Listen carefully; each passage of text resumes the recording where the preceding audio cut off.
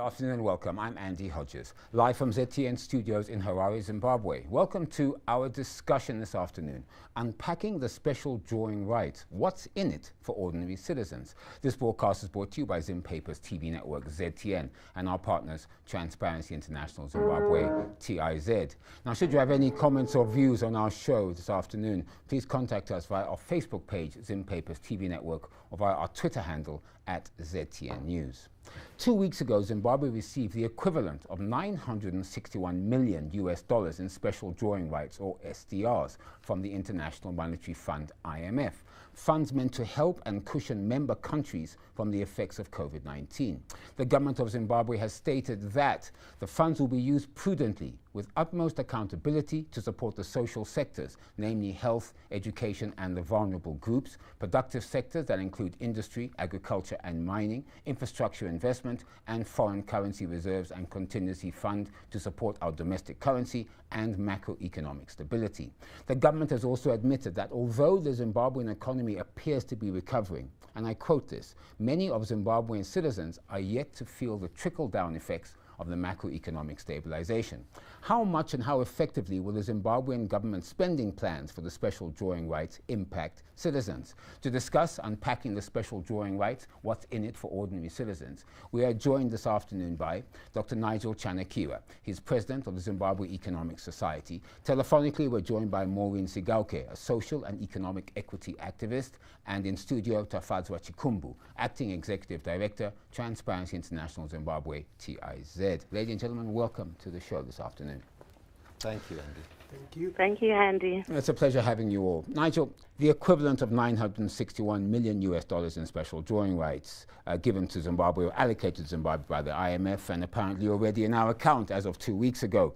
But after several weeks of discussing what the SDRs actually are, it still appears to not clear to citizens exactly what SDRs actually are. So what are special drawing rights? Who allocates them?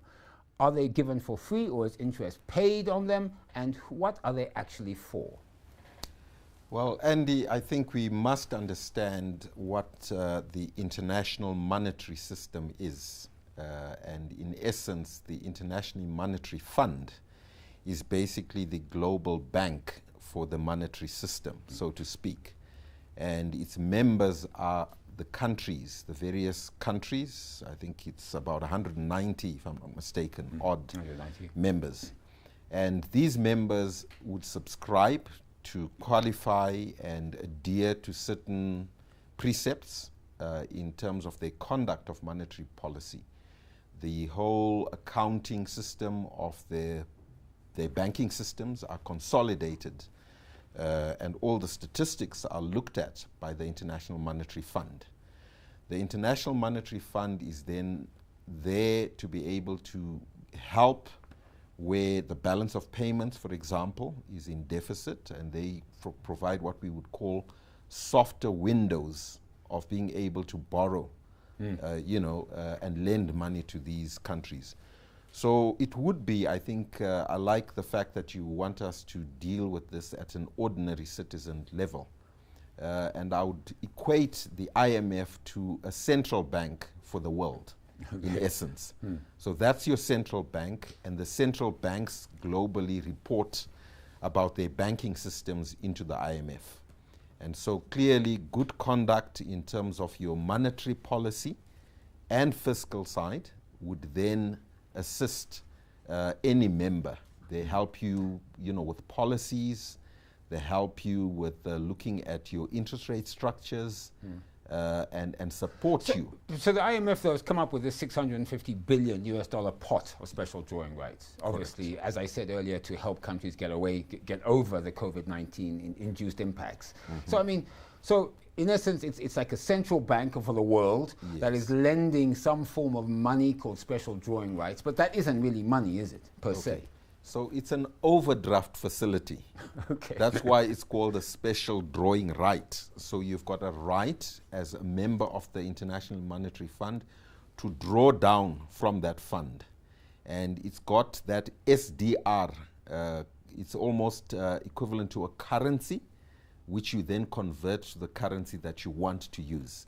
And in our instance, our major trading currency is the US dollar. So we would draw down the SDRs and be able to sell them on to somebody and convert them and get the US dollars or the rand or whatever. Interest paid on them, and can you use them for anything? You can, obviously, within the criteria, and there is a special letter that has been issued by the International Monetary Fund. I think it's a 41-page document that would guide you with regards to the appropriate mechanism of drawing it down. So the allocation is drawn down, as we have, and it's sitting in our central bank as we speak. And then you can basically sell those SDRs for the currency that you need and deploy them in the manner that you want. Which is what the government has said in their plans in terms of how to spend the SDR. Precisely. Tafazwa, obviously you may have something to add there to Nigel's explanation. I mean, for example, when allocated, as I said, how can SDRs be used by member countries, including Zimbabwe? And does the IMF give conditionalities? I think Nigel said 41-page document was released. Do they give conditionalities on the use of these resources? Like, for example, Zimbabwe owes bilateral and multilateral institutions a debt of over 10.5 billion US dollars. It is allowable to use the SDR funds to offset the public debt owed to these institutions, for example. Okay, so when money is allocated to member countries, it's upon them to decide in terms of what they want to use that money for. And for over the period of years, I think it started in around 1969, and member countries have been using voluntary utilization of those resources, in which the IMF was not dictating in any way how the resources were being used. But in terms of payment of public debt, it can only be public debt that is owed to the IMF. And in 2016, we drew down on our reserves, and we did clear the IMF debt, arrears and interests that we owed them. And this is not the first time that we are actually drawing down on our reserves. But I think just to stress that the good thing about the special drawing rights is that these are interest-free, because when we get we have our SDR holdings, we actually get interest on them. But then when we get an allocation and start drawing down on them, we also get charged. And the interest and the charges are the same, so they actually square off. Okay. Yeah, but the interest then can only come when we draw down below a particular threshold, which threshold would mean that we have to pay in interest. Right. But I suppose however way you look at it, though, of course, us getting SDR is good for the country and for the economy. I mean, I think we'll get later on in the show about whether the plans are right and help citizens, but I think that is a central premise. Maureen joining us telephonically. Maureen Sigalkwe, a social and economic equity activist. Welcome to the show this afternoon. Maureen, there's a couple of issues I'd like to talk to you about. I mean, recently we had a guest on the show, in fact, the TIZ show last week, who stated that the US was adamant that they will not help to convert the SDRs on behalf of Zimbabwe or any other country that they don't want to do, and they'll tell their partners to do that. I suppose that could be one hiccup. But the IMF also stated that the historic amount issued by SDRs was principally to assist countries recover from the effects of the COVID-19 pandemic. So what is your view? Will the planned expenditure plan given by Zimbabwe's Minister of Finance, Professor Ngube, help to achieve this objective, especially economically? Thank you, Andy, for having me on the show.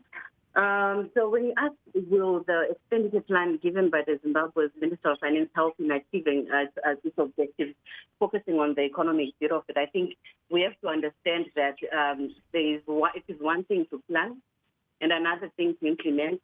And because of these two modalities, then it, ultimately the objective can either be realized or not be realized.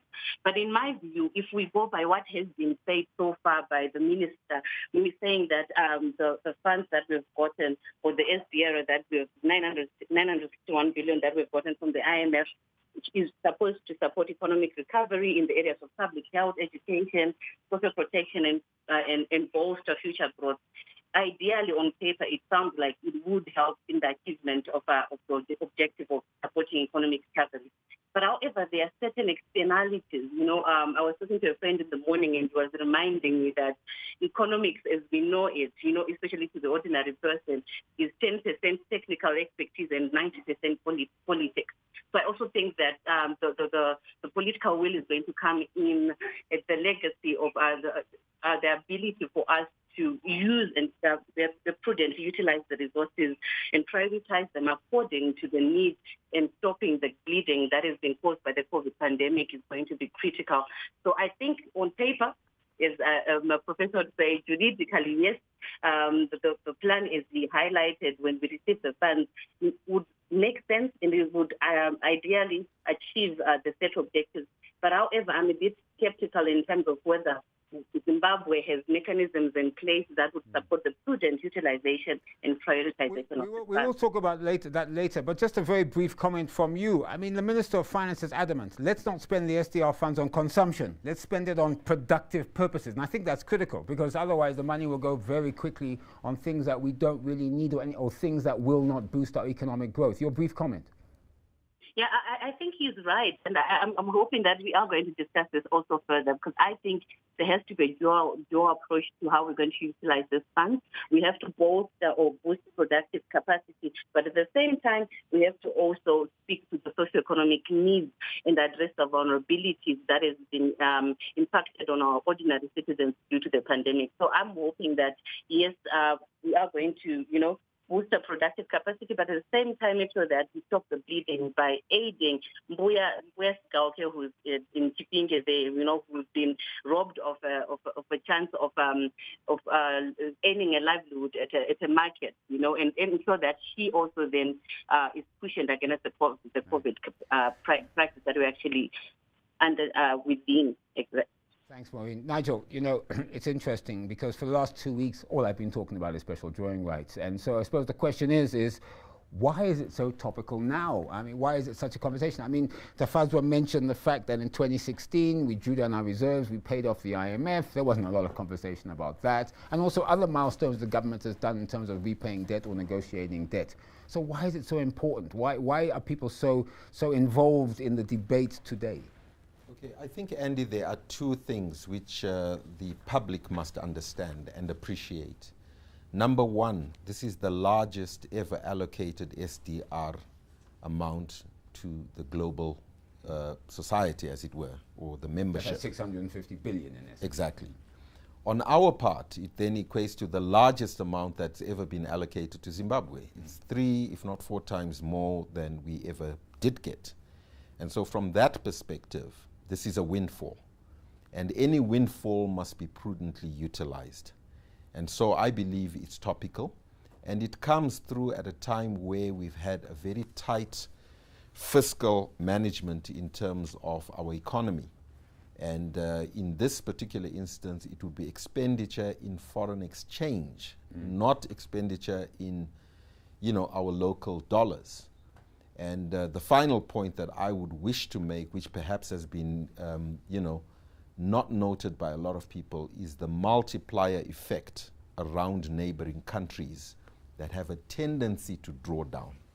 So from that perspective, it means, for example, we could well use our pharmaceutical sector and boost production for local consumption and then also for exports, This is a in multiplier Africa. effect of Absolutely. how we can use the money. In fact, that takes me to my next question for you, and I am going to ask all 3 of you exactly the same question. I'll start with you, Nigel. The government has stated its plans. It said categorically social sectors, health, education, vulnerable, productive sectors, agriculture, mining, industry, infrastructure, investment, foreign currency reserves, and so on. So bearing in mind the government stated SDR spending plans, the question, of course, for this program, will they benefit the ordinary citizen, you and me? Okay.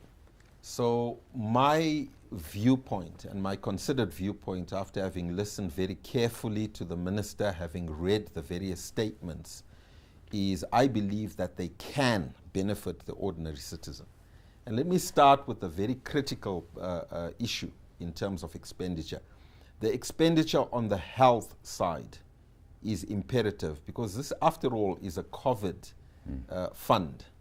And if we look at the expenditure heretofore, it's been focused on the purchase of the vaccines, and then also the normal government expenditure has been directed towards facilities in a limited extent in terms of central and provincial hospitals, such as your Parinyatwa. Now, Andy, we must understand that there are about 1,700 hospitals and clinics that belong to government. Now, in an environment where we are saying we want the ordinary citizen, I would say that your clinics, therefore, should be equipped in terms of infrastructure, in terms of equipment, and in terms of medicines. If you do that, then certainly, based on the statistics that we're seeing, the benefits will definitely trickle down to to most individuals. Because you and I know, we've got relatives. I mean, you spoke earlier on about a family member who has taken ill. We've all lost relatives. And so from that perspective, the question we've been asking, and I've been very actively involved, as you know, in the fight against COVID. And we know the parlous state of our clinics and our central and provincial hospitals. So I would quickly advocate, Andy, that at least the 78 central and provincial hospitals of the country should be beneficiaries of this COVID. Like immediately, that should be their first Absolutely. priority. Because of course it is COVID related in terms of getting out of it, so why not help COVID? Precisely. I do understand the government, so they may use some of the money buying vaccines as well, but that's another debate, I suppose. And of course, we're not going to get into a discussion about money supply when we draw down in the US dollars. I think that's for another day. Plus you're an economics president, I'm not going to get involved in that. Tafatswa, let me ask you the same question, your views. I mean, you heard Nigel there talk about the direct impact of spending money on the health sector will be your views. The other spending plans of the government, he talked to, Minister talked agriculture, talked about boosting production, he talked about to cut our reserves and so forth. Benefiting citizens, how and in what way? Okay, so when the resources were allocated, I think the primary reason for allocation was to cushion economies against the impacts of COVID-19. And of course, the health sector should be primary in terms of benefiting from the resources.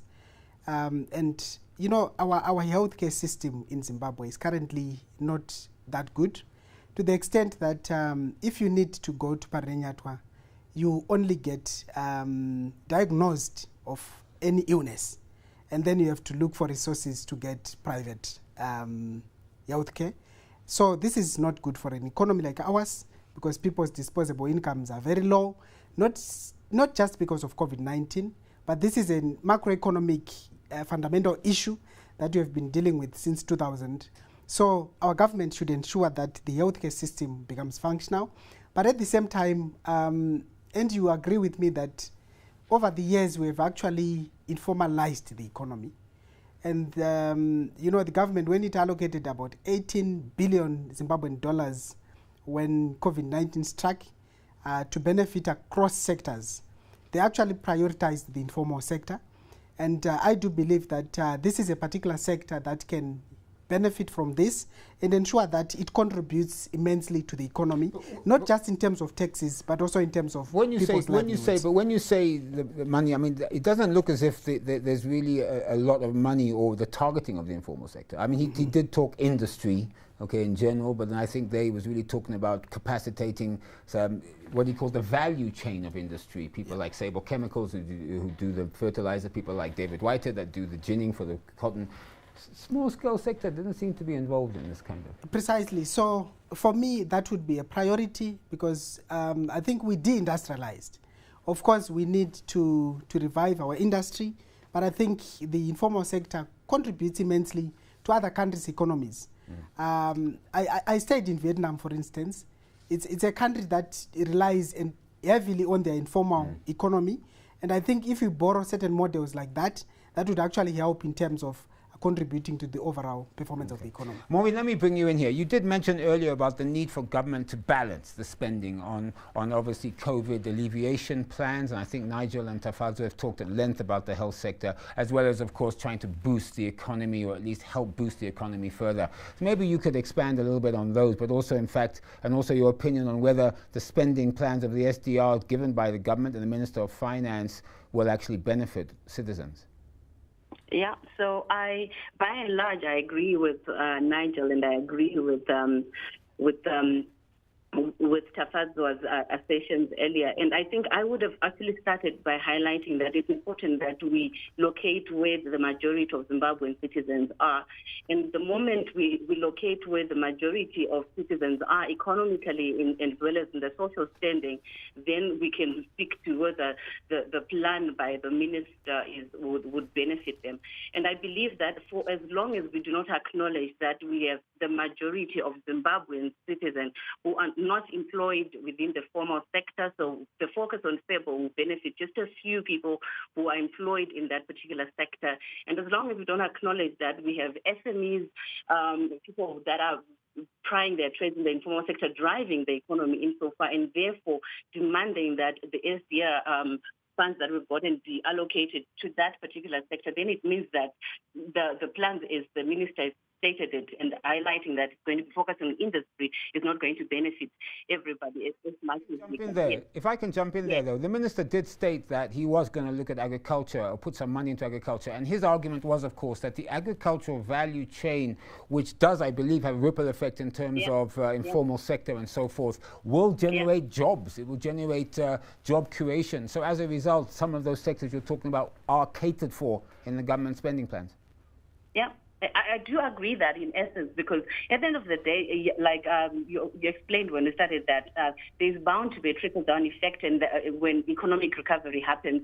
But then the rate at which that trickle-down effect actually happens might not be at a pace that actually lives up to the objective as to why we've been given the SDR in the first place, which is to help the vulnerable groups,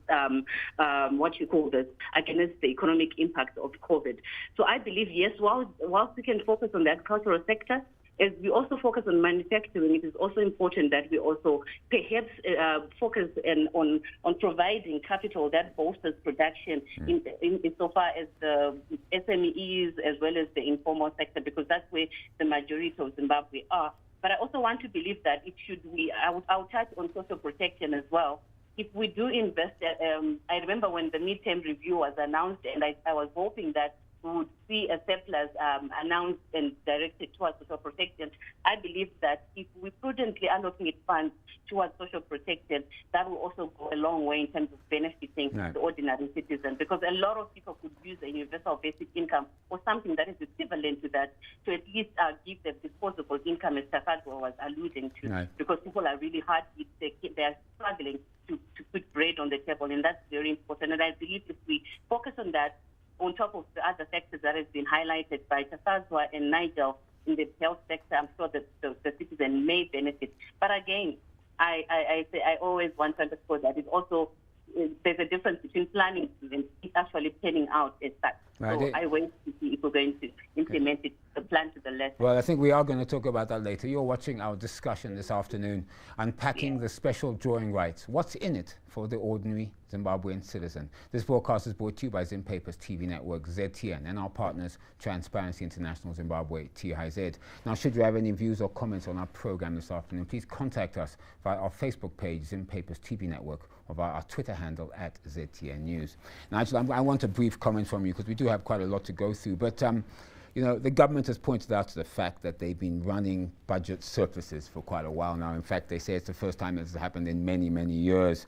And of course, if you look at the improving general economic performance, the minister's given 7.8% growth in 2021, inflation down by 22 to 35% by year end. Things are looking very positive. Critics, however, have stated that the surplus that the government keeps talking about may not in fact be real, but simply an accounting issue. Your comment?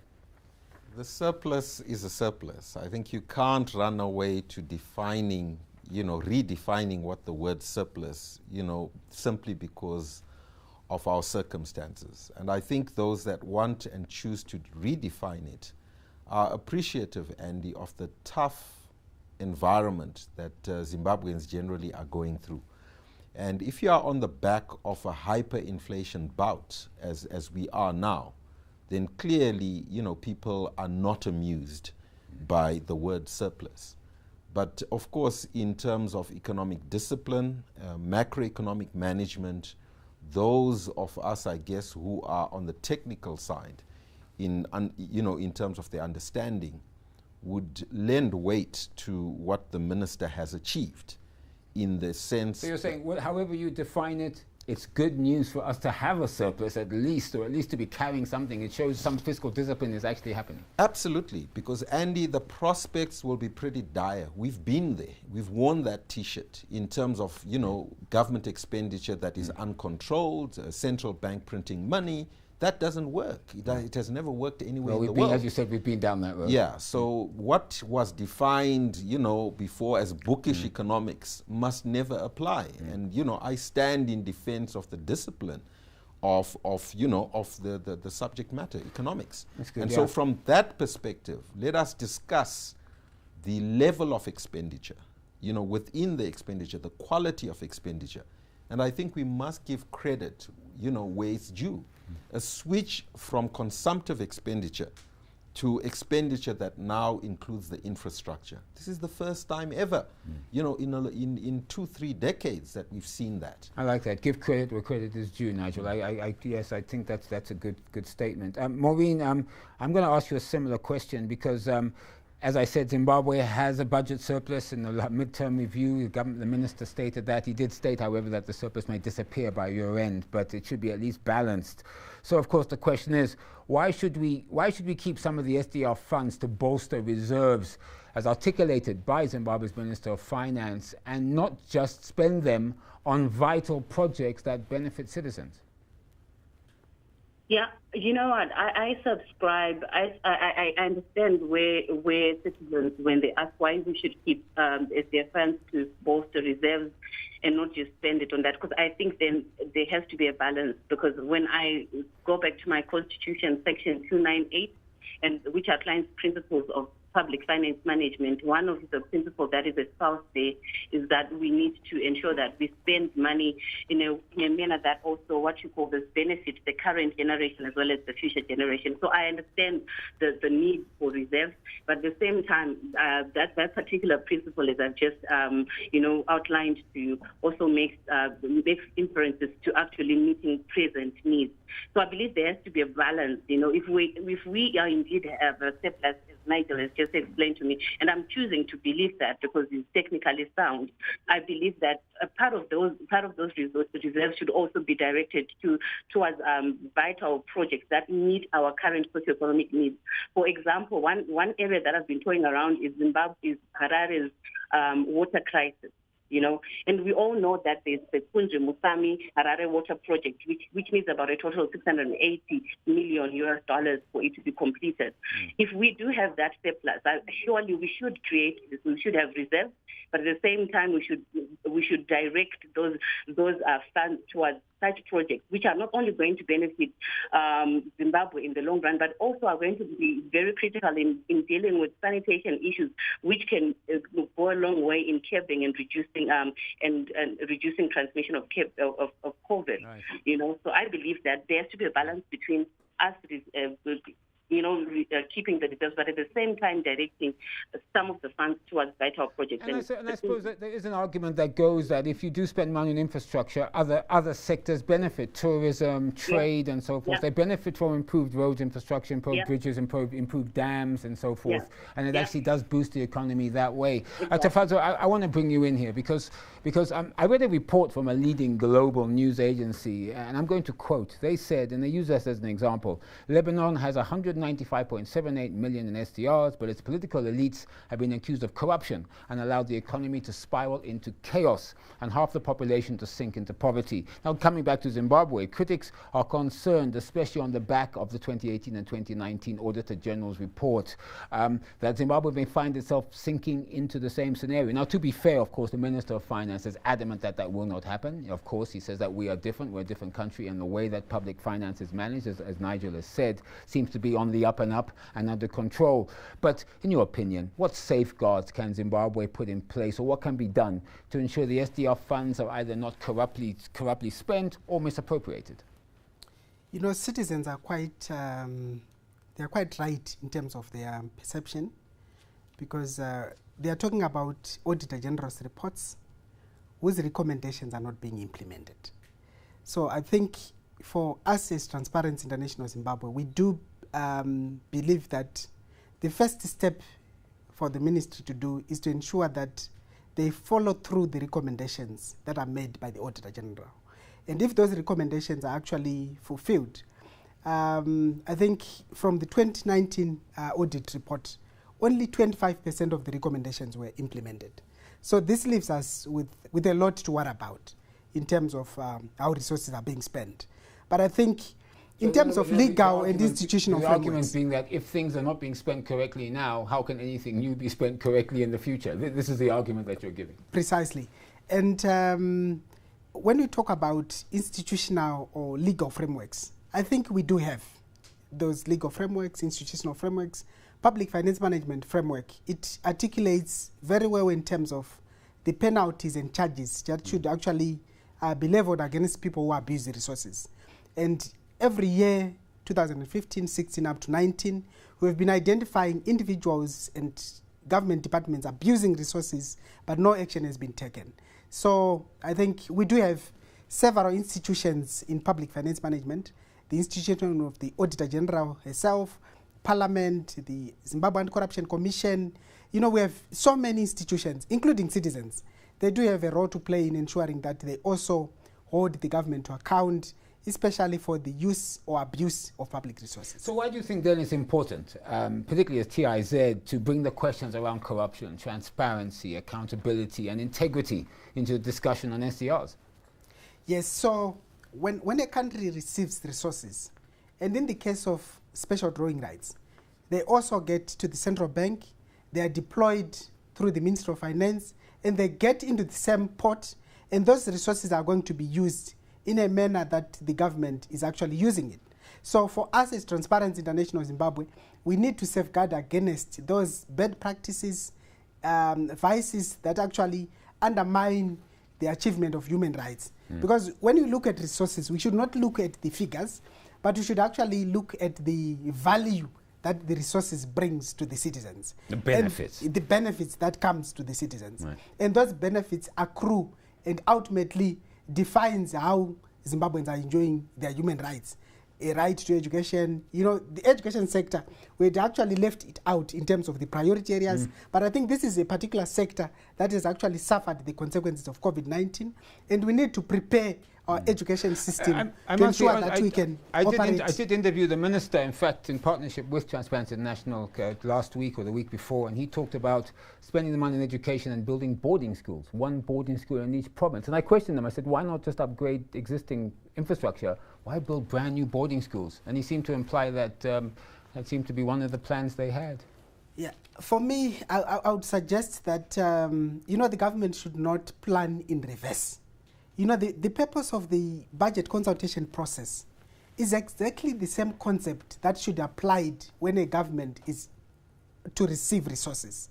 The reason why we have budget consultations is to say, we anticipate that in the coming year we are going to get resources, so can we discuss and agree in terms of how we want to utilize those resources? So I believe that the Minister of Finance should actually deploy the same skills and approaches in ensuring that citizens contribute to how the resources To be fair, he did say there was going to be a consultative process. I think he was just sort of highlighting some of the plans that the government is considering, but I hope that there is going to be a more deeper process in terms of how the money is spent, hopefully, yeah. Yes. Maureen, let me bring you in here because, you know, Tafazwa used a very interesting word there. He said citizens' confidence. And you've sort of mentioned this earlier about whether the money will be spent on the right things, whether it won't be open to corruption and to misappropriation and so forth. So, I mean, do you have confidence in the minister's statement on how SDRs will be spent and on what?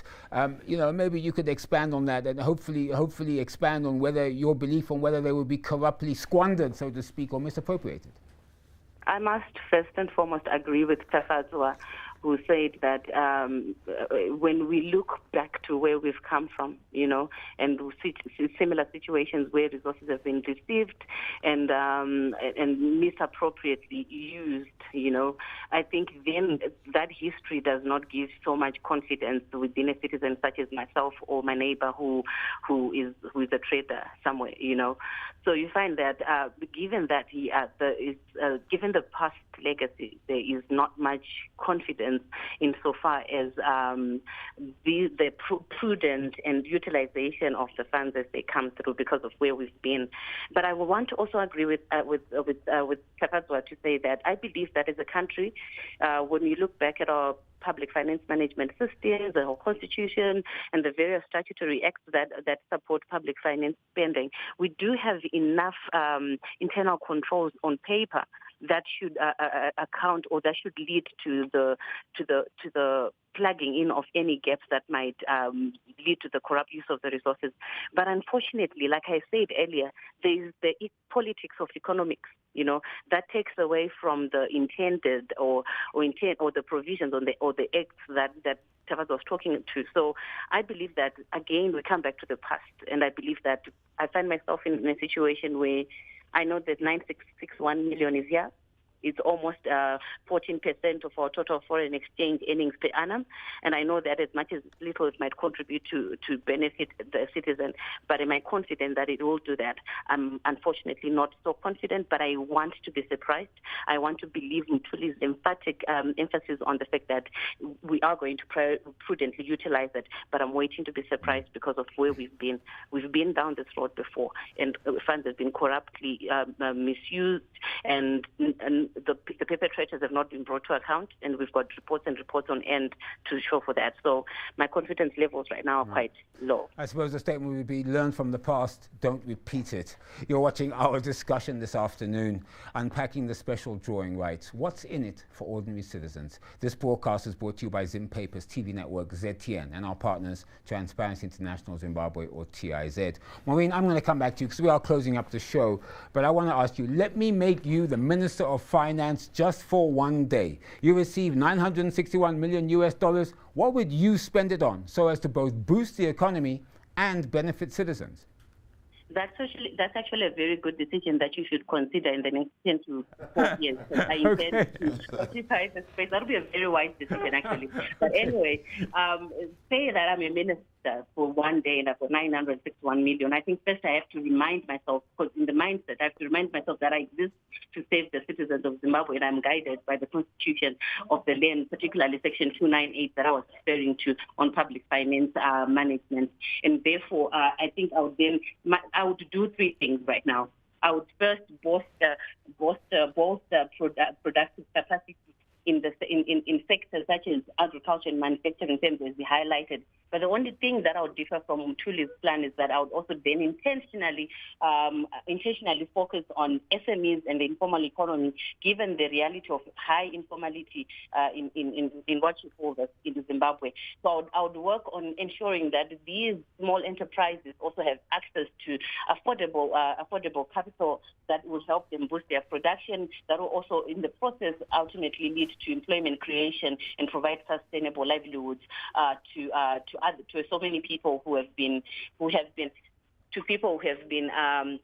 hard hit by the COVID pandemic, and I think this will primarily serve true to the what you call this, to the reason why the SDR was allocated in such monumental amounts.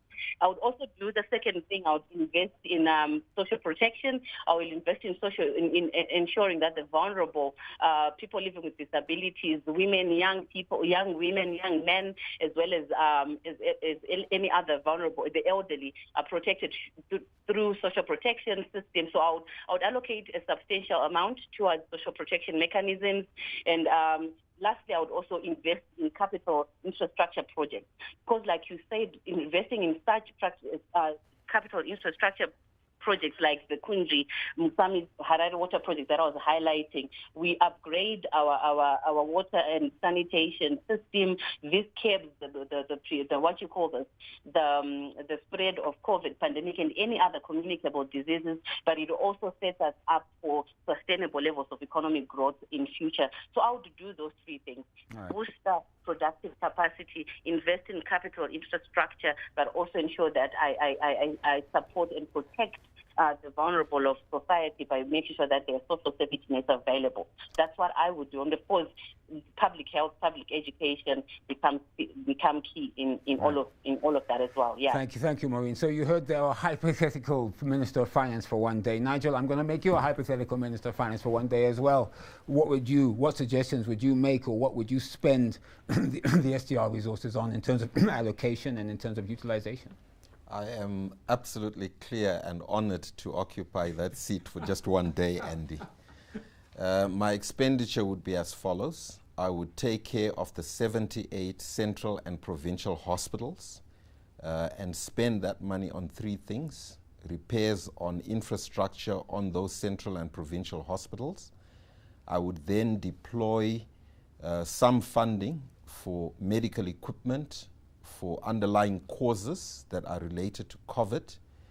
And then the third line of expenditure would be to buy and leverage on medicines which are accessible, particularly from the United States, for the underlying causes. There is some arrangement which the Ministry of Health is aware of and is working in conjunction with the Ministry of Finance. So saying you would focus on the health sector almost 100 million SDRs will sort out that infrastructure. Okay. I'm very, very clear about that because that's well researched. I would then dedicate another 100 odd million in terms of SDR drawdowns on Fumvudza packs and redirect that program as well to diversifying it away from just maize, which is what it's there for. And we've seen a burgeoning of organics. You know, your teas that people are coming up with, these are very popular and could trickle down and actually generate exports. In fact, organics is now what most international supermarkets buy, isn't it? There's a premium on them, Andy. So if you're looking for a multiplier effect, I'm looking to doing a revolving fund around the organics. Okay. So that's another 100 million drawn down. I would allocate 50 million back on the back of the UNIDO study that was done on pharmaceuticals and make sure that our 8 or 9 drug manufacturers that are producing medicines for this country, you know, and they are then in a position to be re-equipped, capacitated, and also to buy formulas. Again, with support. I believe that they would then benefit from the multiplier effect of our neighboring countries who are consumers of our pharmaceutical sector.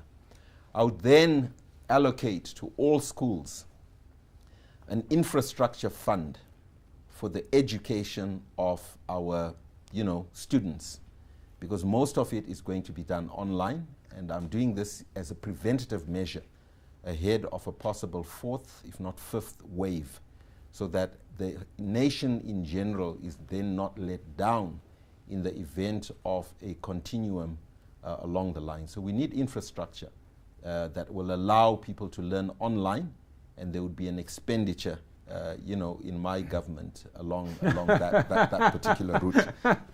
The rest, Andy, clearly the drawdowns in terms of what the minister has said. Mining, for example, he talked about helping the small-scale miners. Andy, you and I have looked at the results of the private sector. The private sector is doing relatively well. Yeah. And so the mining sector, to some extent, I think I would want a revolving fund rather than, you know, a drawdown or an allocation to them. Because again, our history is not great in terms of doling out funds to names who we become familiar with, and then we know what happens. It's written off, you know, via the sinking fund at the bank, and that goes on to. What about infrastructure? On the infrastructure, roads, for example, dams. Infrastructure, I would possibly draw down the money for a re-engagement exercise, which I think is more fundamental and more sustainable in terms of what Zimbabwe needs. I think it's naive for us to think that we can meet our infrastructure needs from government expenditure. And what I would want to do is to actually allocate funds that are specific for the re-engagement exercise so that we refocus the nation and then can get more benefit. I mean, infrastructure is ordinarily drawn down from World Bank resources. We don't qualify right now. So a re-engagement exercise is more what I would urge the politicians to do. But that and would I want also- to add, Andy. Yeah, that would also imply that you could use the SDRs to repay debt, but that's not doable. No, That's but our IMF, debt, so our it's not debt, possible. Andy, is too large. I mean, strategically chosen, repayments as was done for the IMF to allow us the very drawdowns that we are kind of making, becomes critical. Okay. But I think that I would really, use the funds for the negotiation process so that people are clear. And I think the mood is right. I want to add that. I mean, I listened just at the ZES meeting to Minister Tendai Biti, and credit to him. You got to watch that interview. There was consensus because we had, on the one hand, Dr. Herbert Murerwa, and then we had Tendai Biti. And I think we reasoned together as economists to actually say what is good for the nation. And, clearly at this juncture, People are getting closer together, are they? Absolutely. And I think that must be the key as well. So, I would deploy resources to that exercise. Well, it appears that our two hypothetical Minister of Finance have many ideas and suggestions for the actual Minister of Finance, Professor Ntuli Ngube. So thank you for those. Tafazo, we're coming to the end of the show, but of course, we need to get back to our theme, which of course, what's in it for citizens, and of course, corruption, transparency, misappropriation. I mean, these are critical elements of whatever money is spent, not just the SDRs. I will mention, of course, the SDR money is over and above the budgeted money that the government's put in place. So, Tafadzwa, in closing, how important is it or not for Zimbabwean citizens to monitor the allocation, utilization of the SDR resources? How important is it for Parliament to make sure the money is spent on exactly the right things? How important is it that we prevent leakages, particularly in the social protection services, which I believe there has been reported to be many leakages, because you can't give money to 1 million people and hope that there won't be leakages. How important is this question? So, Andy, I would ask you to allow me to just say something in closing. Where I am Minister of Finance. Okay, we have a third Minister of Finance today. When we walked out of the Financing for Development Conference in 2015, ahead of the Sustainable Development Goals, the countries had so many sources of resources for financing Sustainable Development Goals, and the SDRs were not part of that package. And I think this is a windfall that should actually contribute in the specifics that the Honourable Minister here has said, and also Honourable Minister Maureen is actually. So, in as much as we deploy our resources, we should still be guided by the Sustainable Development Goals. It's a very clear and elaborate plan in terms of achieving Sustainable Development Goals, both economically, socially, and even environmentally. So I just wanted to emphasize that there is need to ensure that we contribute to the achievement of Sustainable Development Goals. SDGs, And back to citizens. Citizens should always be reminded that they are the owners of resources. And the government is just but a custodian. And as citizens, we should always keep guard in terms of how resources are mobilized, how resources are utilized, how the audits are done, how the audit recommendations and findings are actually acted upon. So citizens should not just leave this discussion at the point of we are receiving resources, how are we going to deploy them? But they should actually follow the money in terms of how they are going to be utilized. When the Auditor General's reports are out, they should actually be on the guard to ensure that those recommendations are implemented. But you say this, but surely citizens' only way of doing that is through their representatives, Parliament in essence, isn't it? Because citizens, you have one person talking loudly, it doesn't have much of an impact. How can they do this?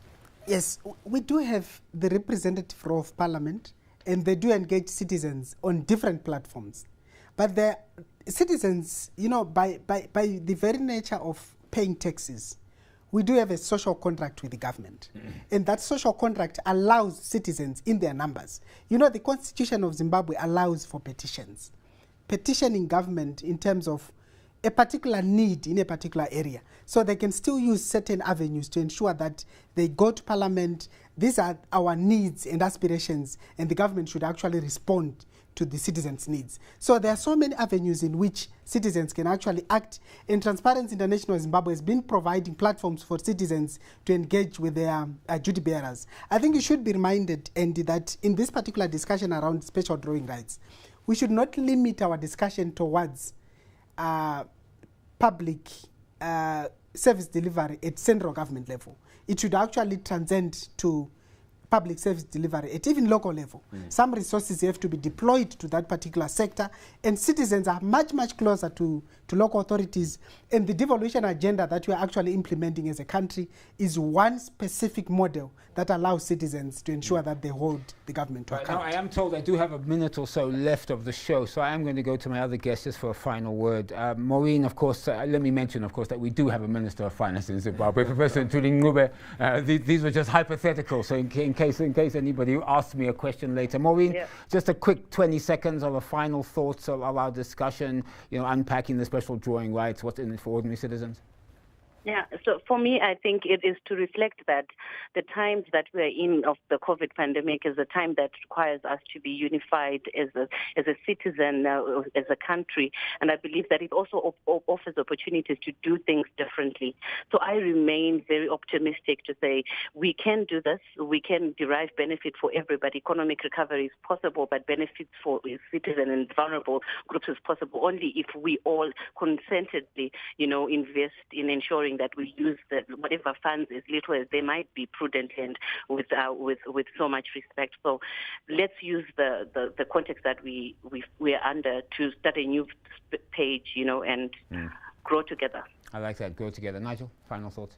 I think, Andy, there's one particular group as your acting financial minister, hypothetical. Yeah, I think the pensioners are particularly vulnerable. I think I certainly would say that they too, if you look at the stats in terms of deaths that are COVID related, I think they deserve particular attention, because our stats are pointing out the elderly are really being hard hit by this disease. But suffice to say, I think in closing, it is a windfall. We would like, after 2 years, which is the term of the facility, in essence, for us to look back and look at this as a key turning point for the nation. You don't just get $1 billion. No. It's not much in the context of our needs, but it gives us access for a change into the international. They call it the booster shot. Absolutely, it is. Tafazo, I'll give you the final word very briefly. Okay, for me, I would say that the IMF itself, which allocates resources, they have a very transparent system or way of reporting on how they've actually deployed the resources, in which year, and I think it's something that should be replicated by our country in terms of how the resources are going to be utilized. I think we should not then say we had discussions around how we are going to utilize the resources, but we should actually follow through as citizens, and also the minister should ensure that he comes back to the citizens and report in terms of what they have actually done. I think on that note, we have come to the end of our show this afternoon. You have been watching, of course, Unpacking the Special Drawing Rights. What's in it for ordinary citizens? I'd like to thank our guests this afternoon, Dr. Nigel Chanakira, he's president of the Zimbabwe Economic Society, or ZES, Maureen Sigauke, a social and economic equity activist, and Tafazwa Chikumbu, acting executive director, Transparency International Zimbabwe, or TIZ. Thank you all very much for giving us your time and appearing on the show this afternoon. Thank you very much, Maureen. Thank you, welcome. This broadcast was brought to you by Zimpaper's TV network ZTN and our partners Transparency International Zimbabwe, or TIZ. Well, that's it from me this afternoon. Of course, you can catch me later on at 6:30 live on The Chase here at ZTN. Well, that's for me, as I said. Goodbye, and please, you all be safe.